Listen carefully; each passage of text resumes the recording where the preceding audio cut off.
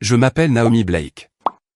J'avais 31 ans et je travaillais comme coordonnatrice des admissions dans une clinique pédiatrique à Minneapolis, quand j'ai découvert que j'étais apparemment propriétaire d'une maison que je n'avais jamais vue et que j'avais 3 mois de retard sur un prêt hypothécaire que je n'avais jamais signé.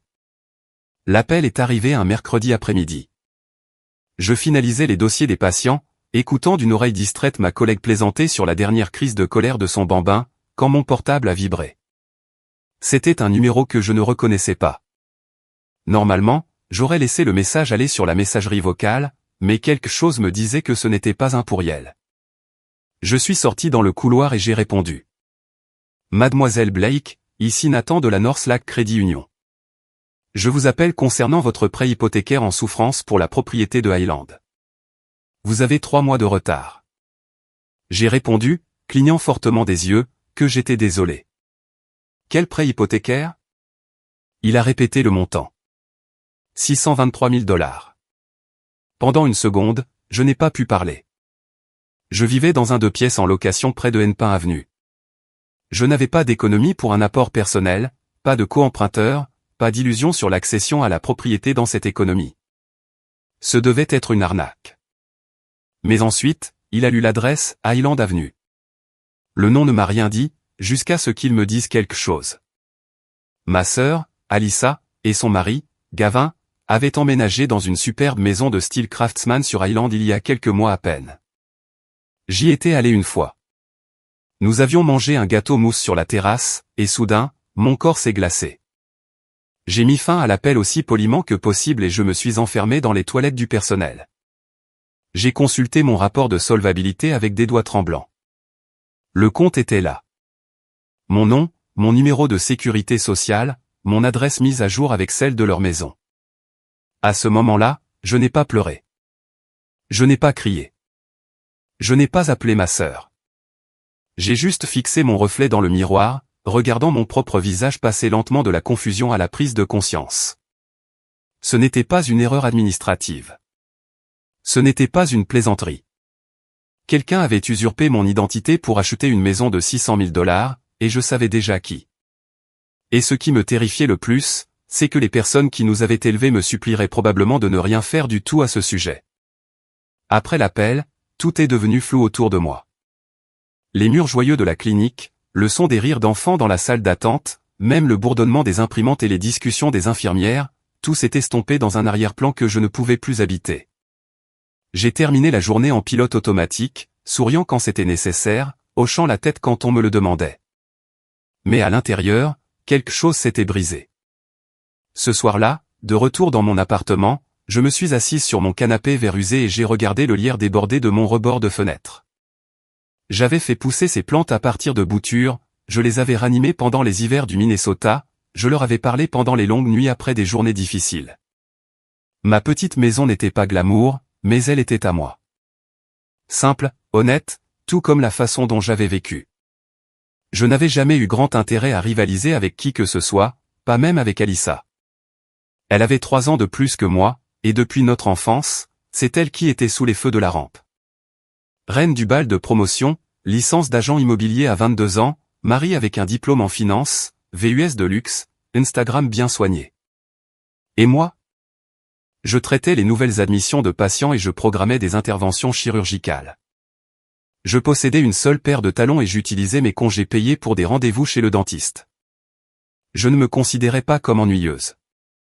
Je me considérais comme paisible. Mais la paix ne fait pas les gros titres au dîner de famille. Un dimanche sur 2, nous nous réunissions tous chez mes parents à Saint-Paul. Papa débouchait une bouteille de Cabernet et la déclarait trop jeune tandis que maman sortait ses fameuses lasagnes, insistant pour que nous nous resservions avant même d'avoir touché à nos premières bouchées. Alyssa arrivait toujours en retard et faisait une entrée remarquée. Grand rire, grandes histoires, grandes boucles d'oreilles. Elle complimentait mes chaussures, puis me demandait si j'avais pensé à déménager dans un endroit plus adulte qu'une location. Je prenais ça à la légère. Je l'ai toujours fait. C'était plus facile que d'expliquer comment j'avais choisi la stabilité plutôt que l'apparence. Il ne posait pas beaucoup de questions sur ma vie. Personne ne l'a jamais dit, but je savais que je ne correspondais pas tout à fait à leur idée du succès. Je n'avais pas de bague, pas d'histoire de promotion, pas de photos de vacances à la plage. J'avais juste des factures que je payais à temps et une vie dont je n'avais pas honte. Et maintenant, cette vie ne tenait plus qu'à un fil. Cette nuit-là, j'ai à peine dormi.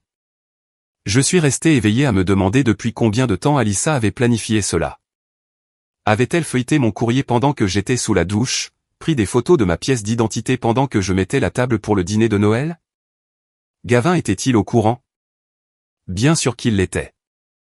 C'était lui qui se vantait de savoir comment faire disparaître la paperasse. J'étais censé aller dîner chez eux le week-end suivant. Alyssa m'avait envoyé un texto plus tôt cette semaine. J'apporte le dessert. J'espère que tu gardes toujours nos plantes le mois prochain. L'audace de ce message me faisait maintenant serrer la mâchoire. Il vivait dans une maison dont l'acte de propriété portait mon nom, et je n'avais même pas eu le droit de choisir le papier peint.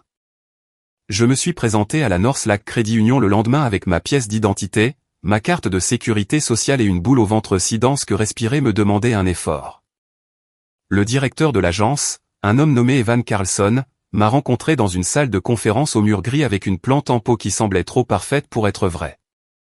Il a fait glisser un dossier sur la table avec un professionnalisme que j'appréciais et que je détestais à la fois.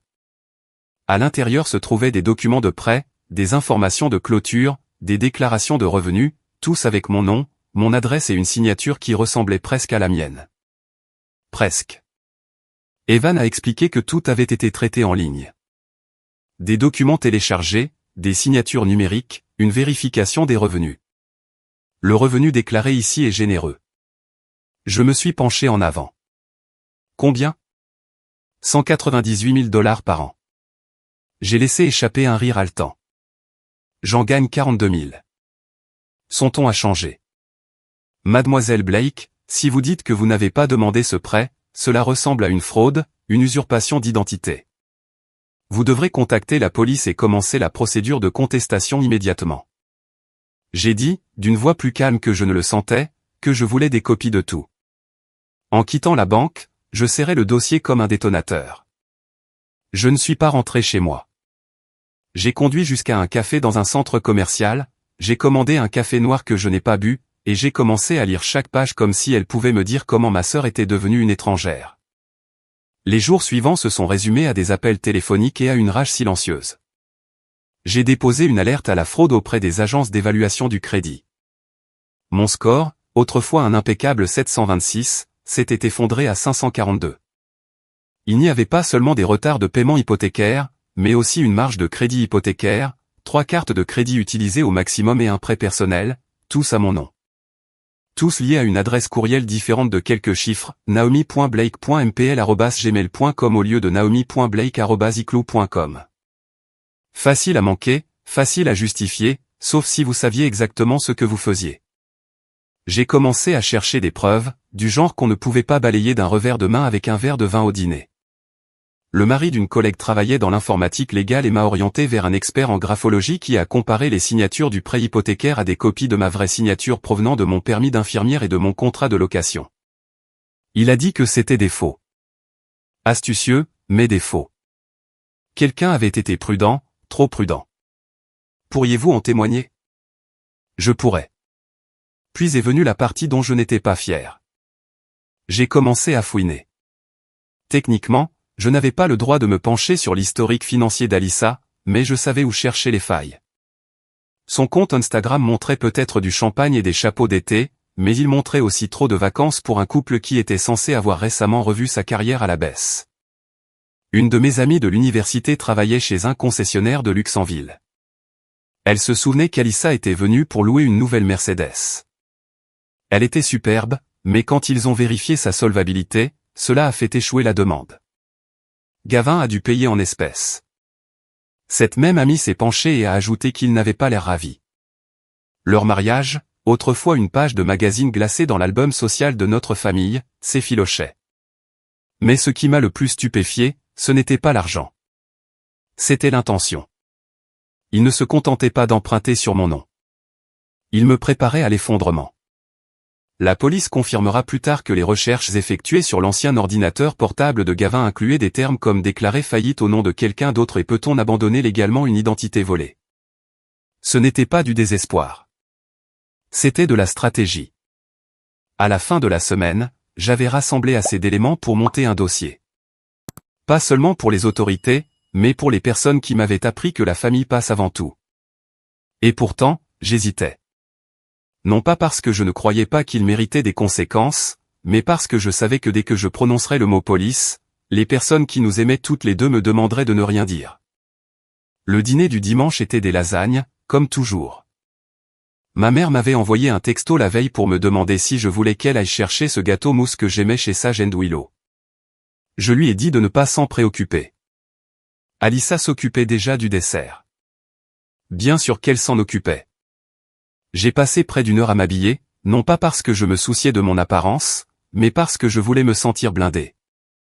J'ai opté pour un chemisier bleu marine et un pantalon foncé. Professionnel, inébranlable, pas la petite sœur en chaussures empruntées. Pas ce soir. Le dossier cartonné dans mon sac semblait plus lourd à chaque pas vers la porte. Quand je suis arrivé, tout semblait exactement pareil. Mon père dans son fauteuil avec un verre de pinot, ma mère en tablier flottant de la cuisine à la table. Gavin aidait à servir le pain à l'ail, et Alissa, bien sûr, a fait son entrée avec 5 minutes de retard. Les cheveux parfaitement bouclés. Un chemisier en soie crème non rentré juste assez pour paraître décontracté. Elle m'a salué comme si de rien n'était. Naomi, enfin. Tu as l'air si soignée. Une promotion dont je n'ai pas entendu parler? J'ai souri. Pas de promotion, je m'habille juste pour l'occasion. Le dîner a commencé comme un millier d'autres avant lui. Mon frère, Sam, et sa femme étaient là, discutant de leur rénovation. Alissa s'est vantée de la véranda de sa nouvelle maison, qui captait parfaitement la lumière dorée de fin de journée. Ma mère a ri. Mon père a versé plus de vin. Le gâteau mousse refroidissait dans le réfrigérateur. Sa présence planait sur moi comme un défi. Alors que les assiettes étaient débarrassées, j'ai plongé la main dans mon sac et j'ai saisi le dossier. Ma poitrine était serrée, mais pas de peur. Il n'y avait plus que de la clarté maintenant. J'ai attendu que tout le monde se taise, les fourchettes posées, la bouche pleine de vin ou de mots non dits. J'ai dit qu'il y avait quelque chose dont je devais vous parler à tous. Une pause. Ma mère a levé les yeux en resservant le verre de Sam. Bien sûr, ma chérie. Tout va bien? Alissa s'est penchée en avant, souriante. Est-ce que ça concerne les rencontres? Quelqu'un t'a enfin fait annuler ta routine d'arrosage des plantes du vendredi? La table a gloussé doucement. J'ai posé le dossier sur la table.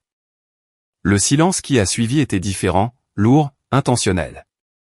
J'ai dit que c'était un rapport de police. Je l'ai déposé il y a 3 jours. Mon père s'est redressé. La police? Qu'est-ce qui s'est passé?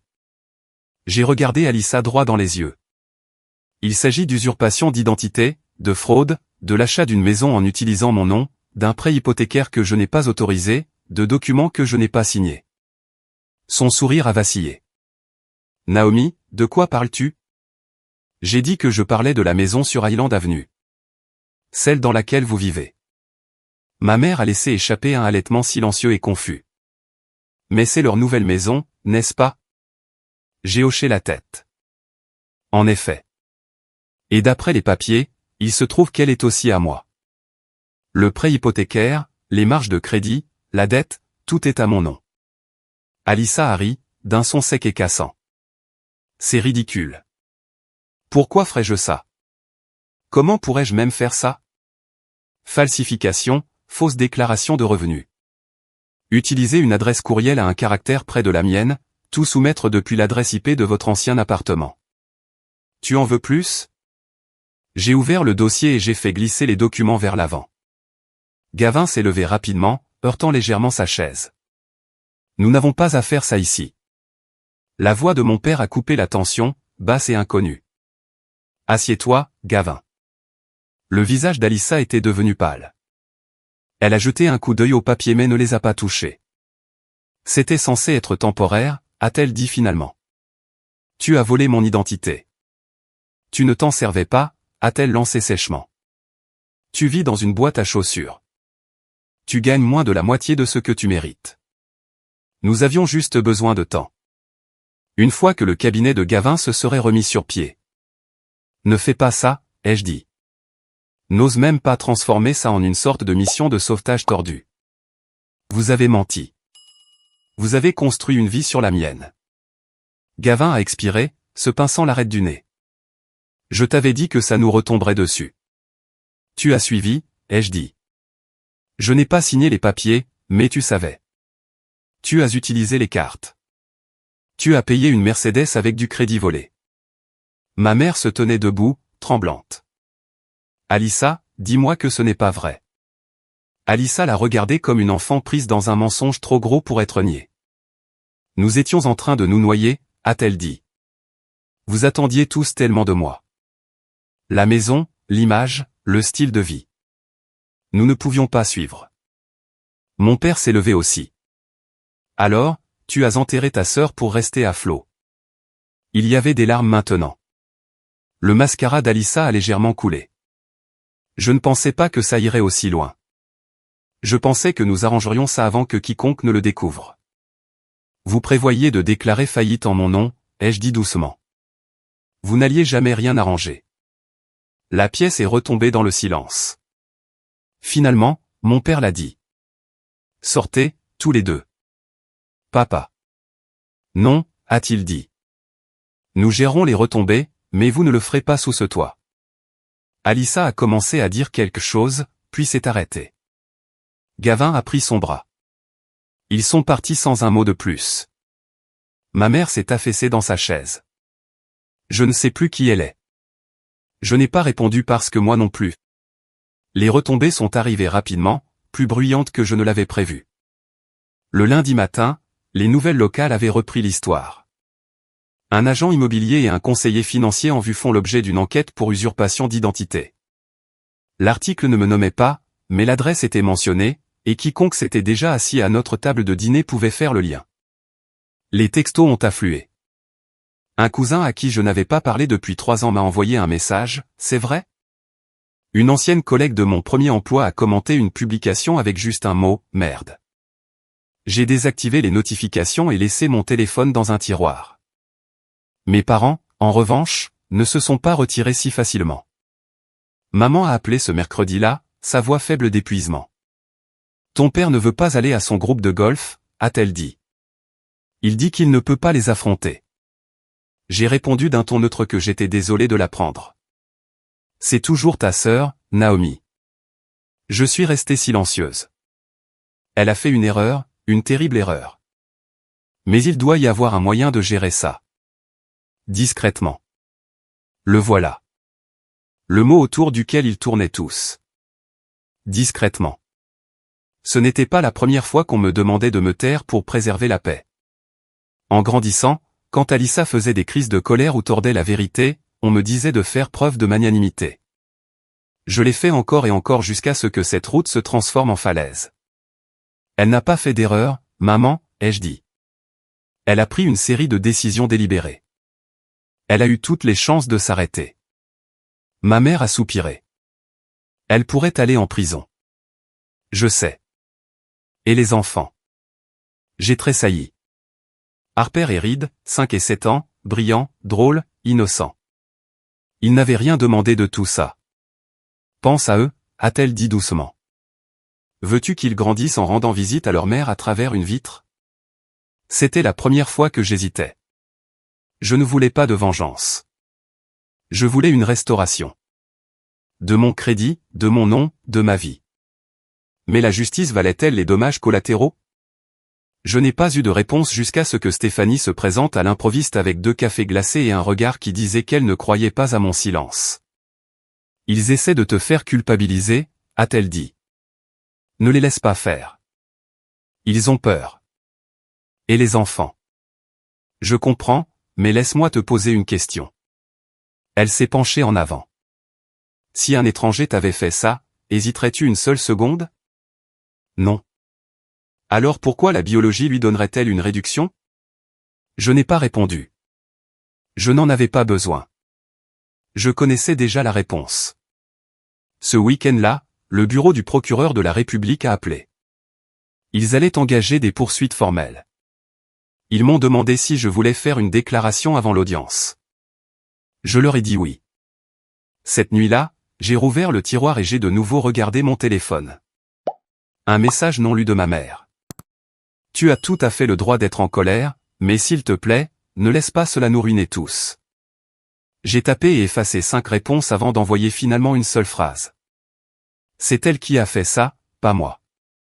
9 mois après que mon nom a été utilisé pour construire le rêve de quelqu'un d'autre, j'ai signé un document de prêt hypothécaire.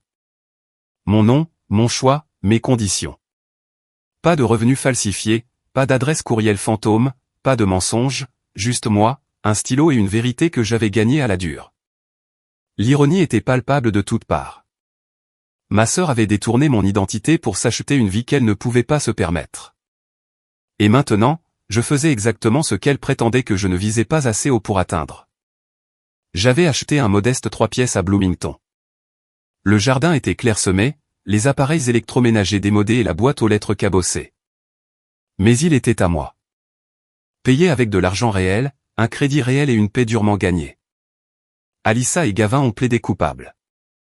18 mois de prison fédérale pour elle, 12 pour lui. Leur vie parfaite sur les réseaux sociaux s'est effondrée sous le poids des dossiers judiciaires et de la couverture médiatique. Je n'ai pas assisté à la condamnation. Je n'avais aucun intérêt à regarder les conséquences. J'étais trop occupé à reconstruire ce qu'ils avaient essayé de démanteler. Quand j'ai emménagé, Stéphanie a apporté du champagne et un paillasson sur lequel on pouvait lire « Pas aujourd'hui, les usurpateurs d'identité ». Mes parents sont venus séparément. Ma mère a apporté des lasagnes dans un plat à gratin que je reconnaissais de mon enfance. Mon père m'a tendu une fougère dans un pot en argile et a dit « Je ne l'ai pas dit avant, mais tu as eu raison de faire ce que tu as fait ». Ce n'étaient pas des excuses, mais c'était déjà quelque chose. Quelques semaines plus tard, j'ai reçu une lettre adressée au feutre rose, scellée avec un autocollant de licorne. C'était de Harper. Chère tante Naomi, je sais que maman a fait quelque chose de très mal. Je l'aime toujours, mais je t'aime aussi. J'ai dessiné une fleur pour ta nouvelle maison parce que maman dit que tu fais bien pousser les plantes. Est-ce que je pourrais venir te voir un jour? J'ai fixé cette note pendant un long moment. La trahison m'avait presque brisé, mais ce n'était pas une histoire de ruine. C'était une histoire de nouvelles racines à planter. Je ne pardonnerai peut-être jamais à ma sœur, mais je n'ai plus besoin de vivre dans cette ombre. Cette maison, aussi imparfaite soit-elle, est la mienne. Elle a été construite sur la vérité, pas sur le vol. Sur des limites, pas sur la culpabilité. Et pour la première fois, je me sens en sécurité dans mon propre nom.